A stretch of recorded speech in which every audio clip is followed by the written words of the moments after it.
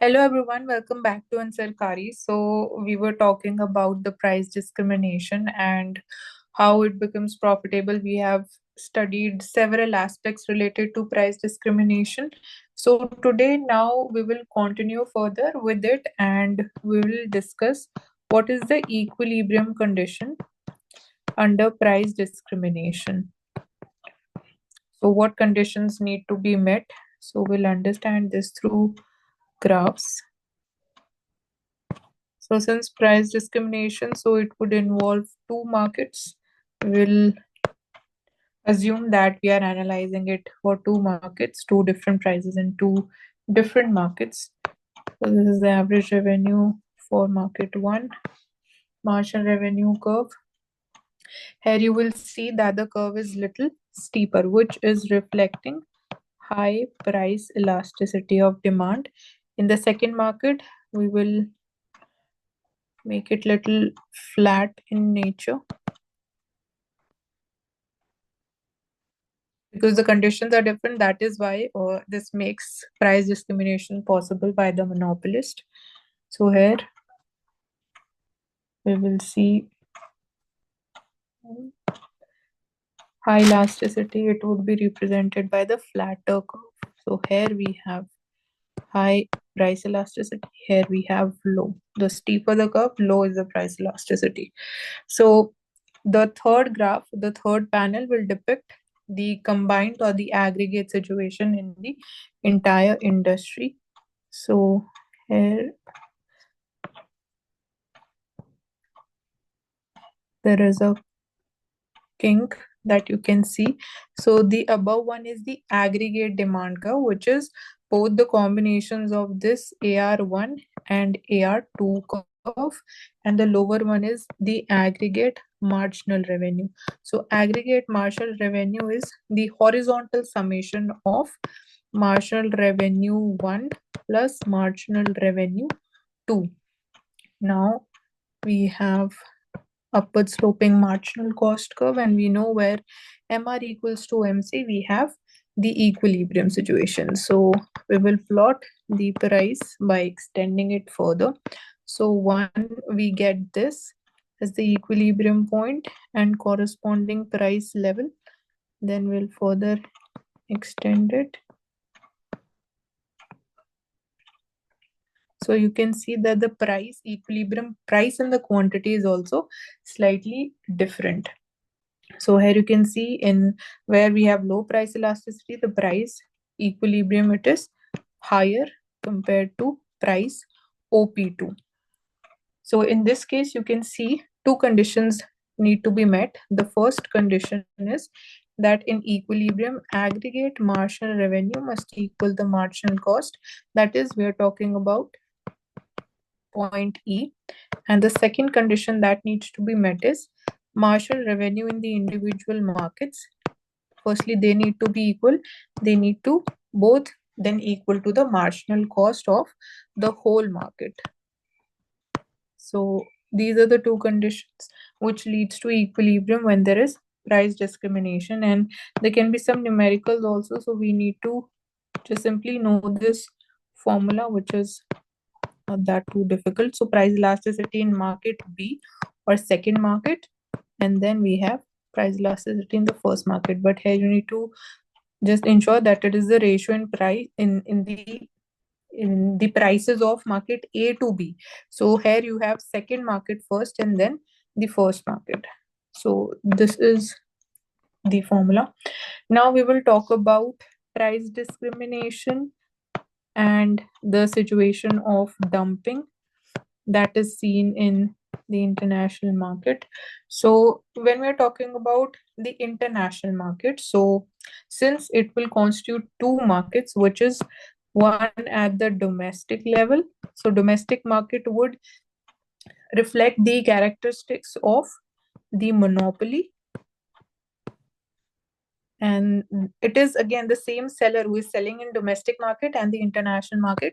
So in the international market, we will have the situation of perfect competition. So this is to be kept in mind, and we will draw the graph accordingly. So for monopoly, we see downward sloping average revenue curve. This is also the demand curve, and downward sloping marginal revenue curve. So this is the monopoly market, and we have upward sloping marginal cost curve. We have equilibrium at this point, but since we also have the situation of perfect competition, so here we will see the demand curve is perfectly elastic. So this is marginal revenue equals the average revenue, and this is price under the perfect competition, or we'll label it differently because it is an international market perfect competition, so price in the world market. Here it should be like this. So price in the home market. So this is quantity in the home market, and then correspondingly this is the equilibrium point where MR equals the MC under the perfect competition. So let's say this is point E, and here we have output OM, which is, we can say, in the perfect competition, the international market.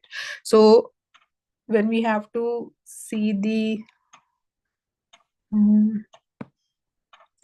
aggregate curve, aggregate marginal revenue curve, because it is a combination of two markets, so it would be, let's say,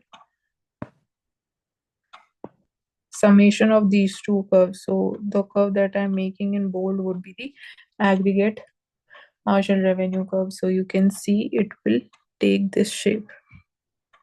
So few part under the monopoly market and few part of the perfect competition market would make it aggregate marginal revenue curve is the BFED curve, which is in bold.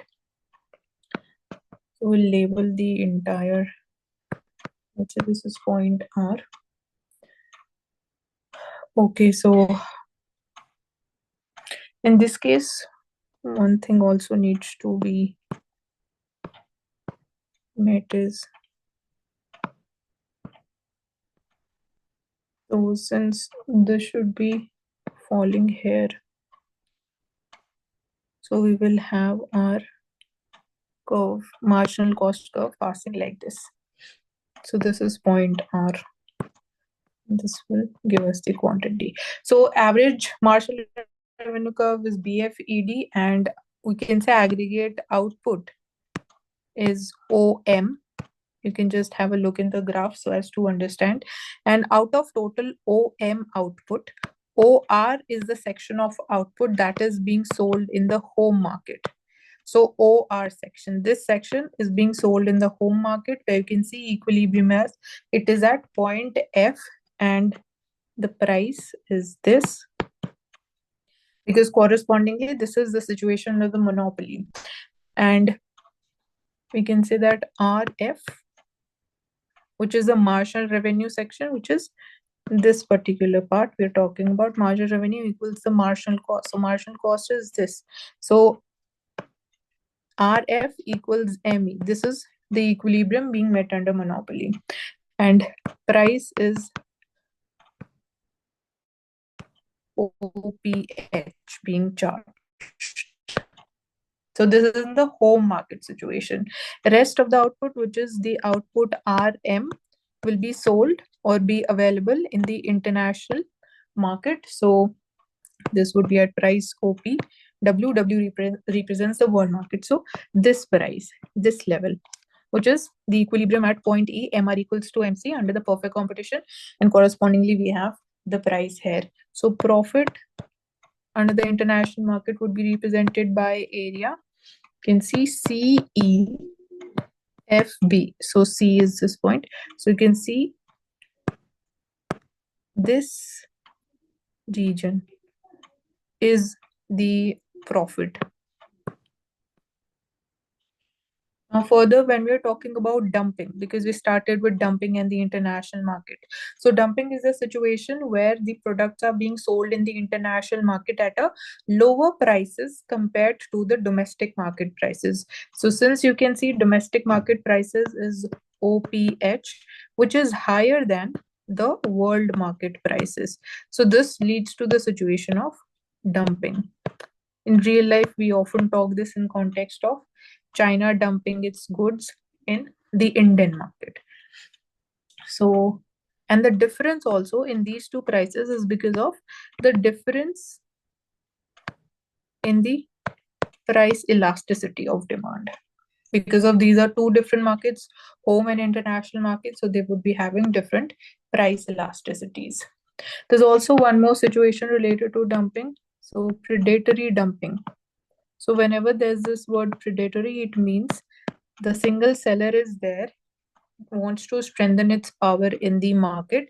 So, you would be selling at a lower price, and that price can be lower than the cost also. It can initially make losses in order to eliminate the competitors, and later on, it will increase the prices so as to have a larger market share. So that is known as predatory dumping.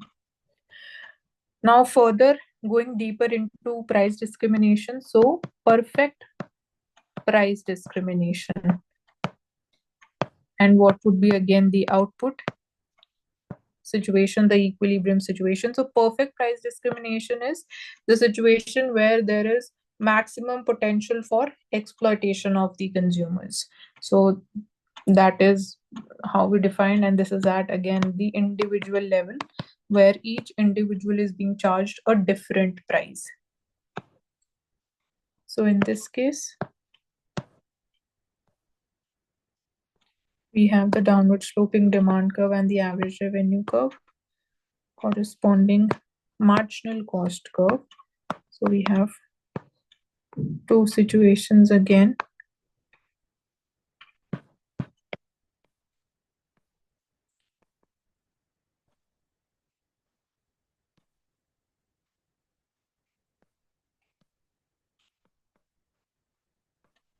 So here we see if there is simple monopoly. We are not considering, we're not talking about price discrimination right now, we're just talking about simple monopoly is functioning and working. So there we'll see equilibrium at point T. So T, where we see marginal revenue equals the marginal cost, both the curves are intersecting. At point T, it will produce OQ level, charge price OP1. So at OP1, you can see this is the consumer surplus, and the deadweight loss is represented by area RTE. So this shaded triangle, this you can represent it like this. So this deadweight loss represents the loss in the social welfare, which is happening under the monopoly. Now there's a situation of deadweight loss. So when we are talking about price discrimination, so what is the equilibrium being represented in the graph? So in case of price discrimination, equilibrium is at point E. So at E, you can see marginal revenue equals the marginal cost, and it is also equal to the price, because price that will be charged will be OP dash at ON level of output. So this is a situation, if you can recall, this is exactly the same equilibrium condition as under the perfect competition also. So it means here we have, or we are producing at the optimum level also. So this is one of the possible situations under the perfect price discrimination, where the producer is producing at the social optimum level, which is again similar to the perfect competition. So in this case, profit would be represented by area P naught E, and then suppose this is X. So P E naught X, this is the area, because price is completely equal to the marginal cost. So the entire area becomes the profit.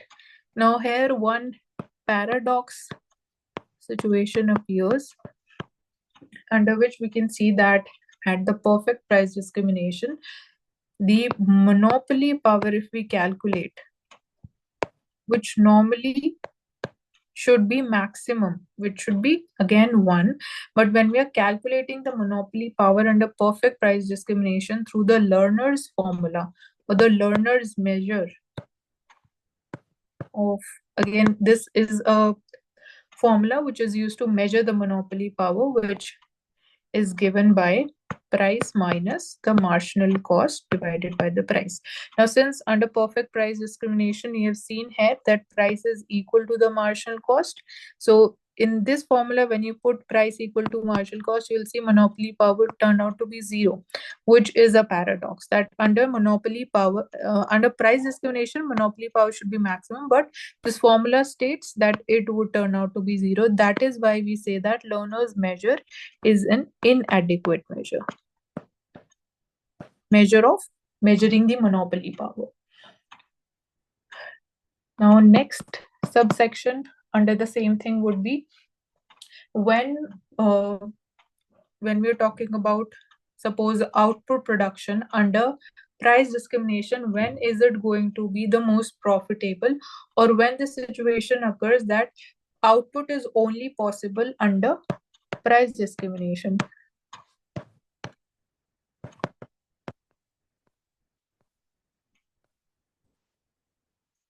So why it is not possible under any other situation except the price discrimination?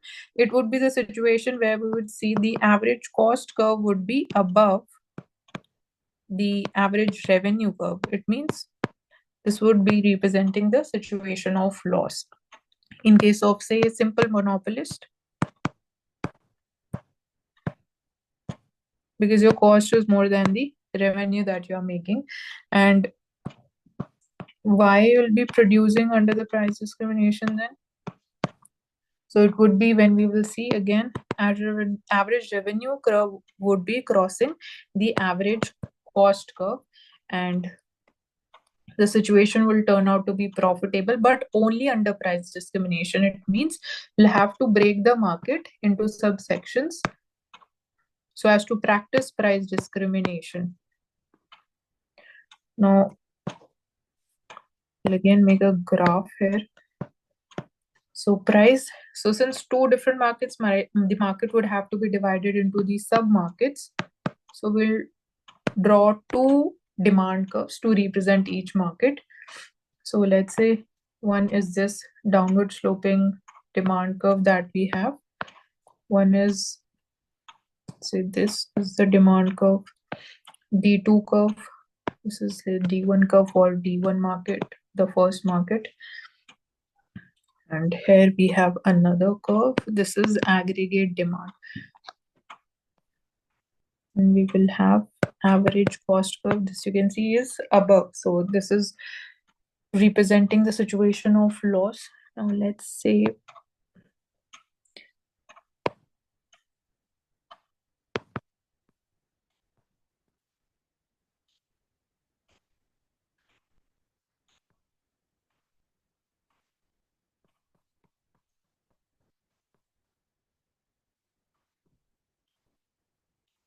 so this again bold section represents the aggregate demand, which is the total demand of the two markets that we have drawn separately.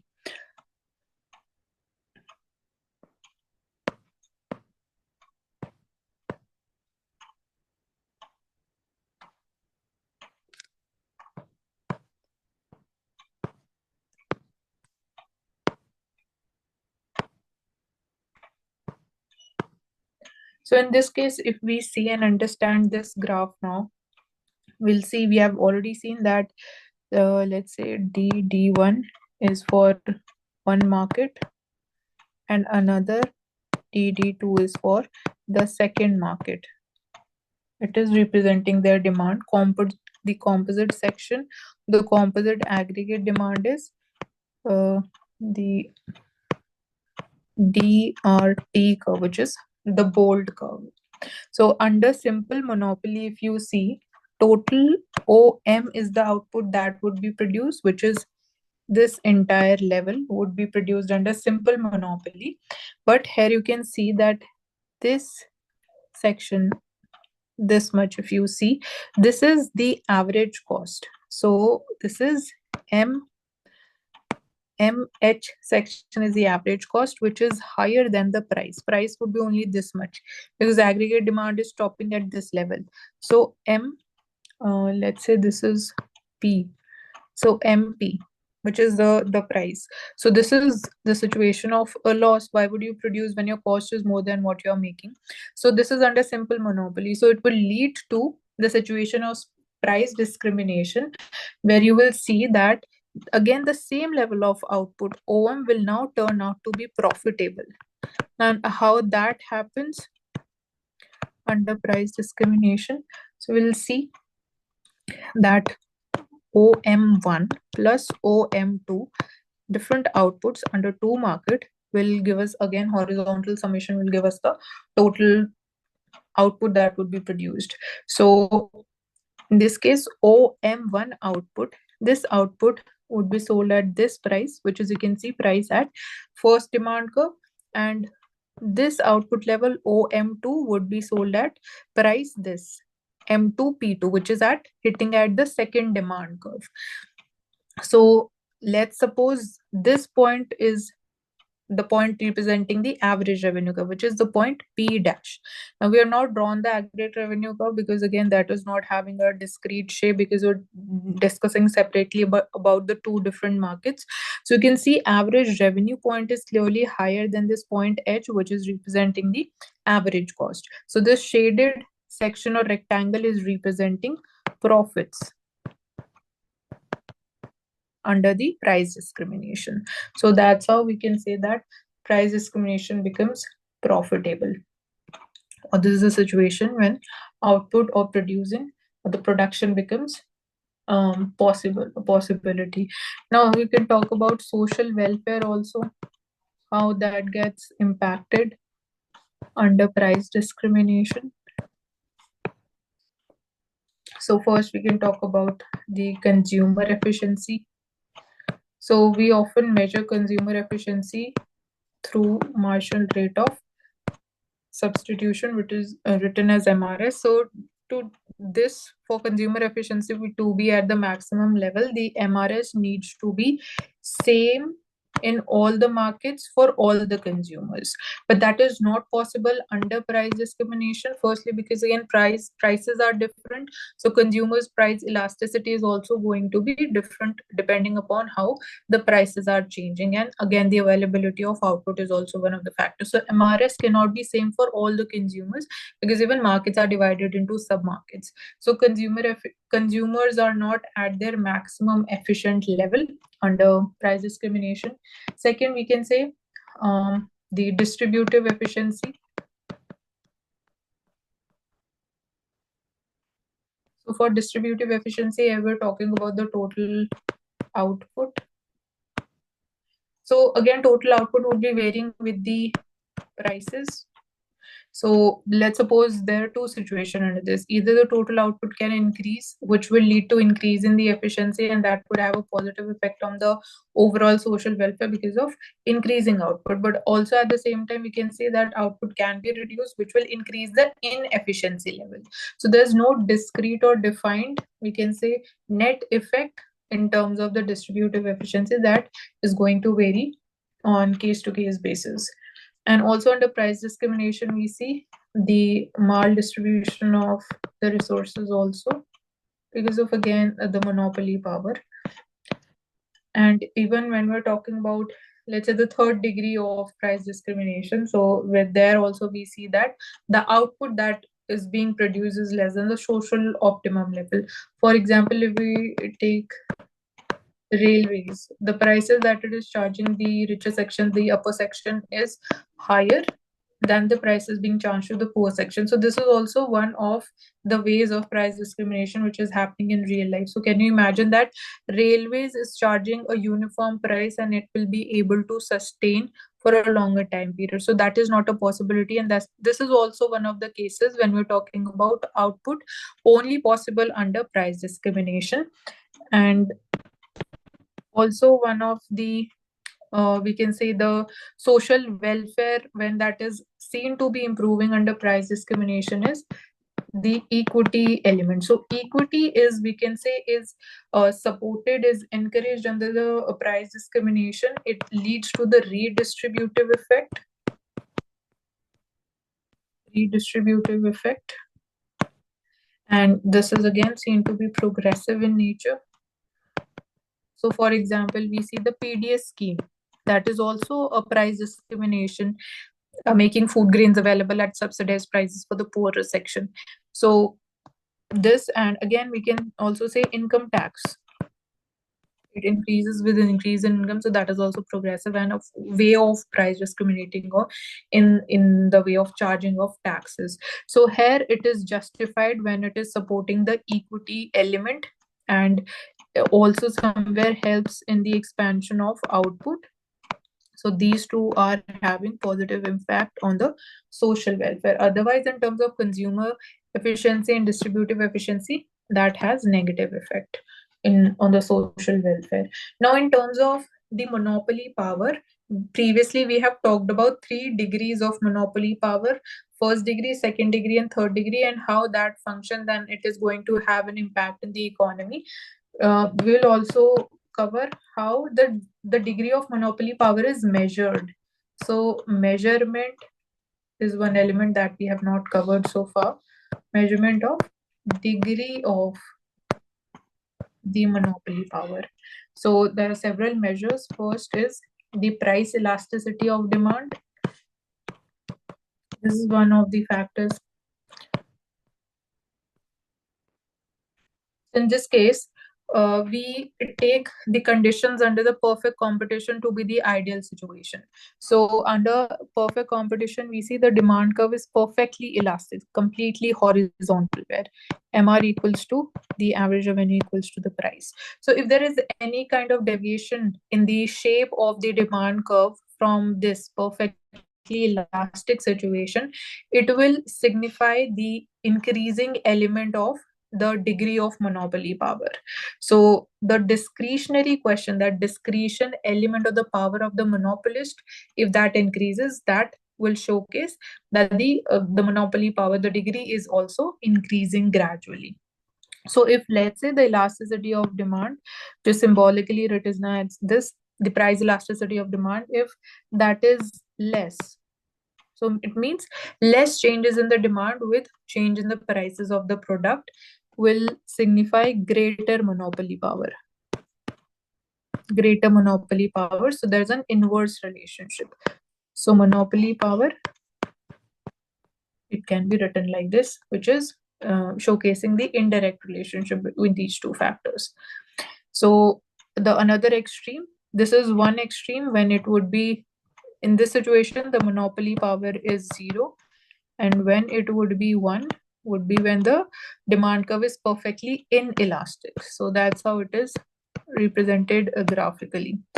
So here the monopoly power is going to be 1, which is maximum. Now one critique here we can say is that when the demand curve is downward sloping, so at each point on the demand curve, it will represent a different price elasticity of demand. So it becomes very difficult to calculate the changing monopoly power, because it is changing at every single point on the downward sloping demand curve. So this is something which is difficult to calculate, and measuring the overall monopoly power depending upon the nature of market which is there. Apart from price elasticity of demand, and we are seeing that price is a major factor that is being focused upon in this method, there are other non-price factors also which would have an influence on the degree of monopoly power again. So that is not accounted here. For example, when I'm talking about the oligopoly market, we have seen that because of the fear of the price war, because we have seen here under like, for example, under the collusive oligopoly model cartels, price war is a situation. So as to avoid this, the firms, they rely on other non-price factors, like they focus more on the quality of the product that they're producing, or even like the advertisement expenditure. So that is also not accounted under this methodology. Second measure would be the learner's measure. This we have covered also. The formula that it uses, learner's measure, is price minus the marginal cost upon price. Now, why it is using only these two factors is, again, it is taking perfect competition as the ideal situation, and if there is any divergence from this nature, this type of market, when the characteristics are changing, so that also again reflects the increasing or the changing monopoly power, because monopoly power under perfect competition is zero, and equilibrium under perfect competition is when price is equal to the marginal cost. So that is why you can see price minus marginal cost has been taken. The increase in the divergence between these two, or the gap between these two, will signify increasing monopoly power. So again, in the perfect competition, it is zero. And when we can say that, when suppose monopoly power would be equal to 1, which is the maximum, it would be when the marginal cost is zero. So marginal cost of production, whenever it is zero, it would the monopoly power would turn out to be 1, which is another extreme. So monopoly power here also we can say is inversely related to price elasticity. But in this case and the previous method where this was the sole criteria, here price elasticity of demand was measured at all other points. But this price elasticity is only at equilibrium. Only the price elasticity at the equilibrium point is used to measure the monopoly power. Here we were using at like under all the situation. So this is one difference. The third measure is the cross elasticity of demand. So that's how we represent cross elasticity of demand is the changing in the changes in the demand of one product because of changes in the price of a different and second product, you can say. So that is the cross price elasticity. And in this case, the smaller is the cross price elasticity of demand, greater would be the monopoly power, because other factors are having least impact on the cross elasticity. That is why greater monopoly power would be there under this situation. Again, in this we say that it is also focusing more on the price element, and few economists, they state that under the perfect competition, the cross price elasticity, it would be zero. Under this situation, it was assumed that it would be infinite. But in reality, many economists have supported that cross price elasticity would be zero and not infinity, because the firms, they are the price takers, and they do not have any power to change or have any kind of influence on the price which can change the price. So that is why there's no situation of, again, the cross price elasticity becoming infinite.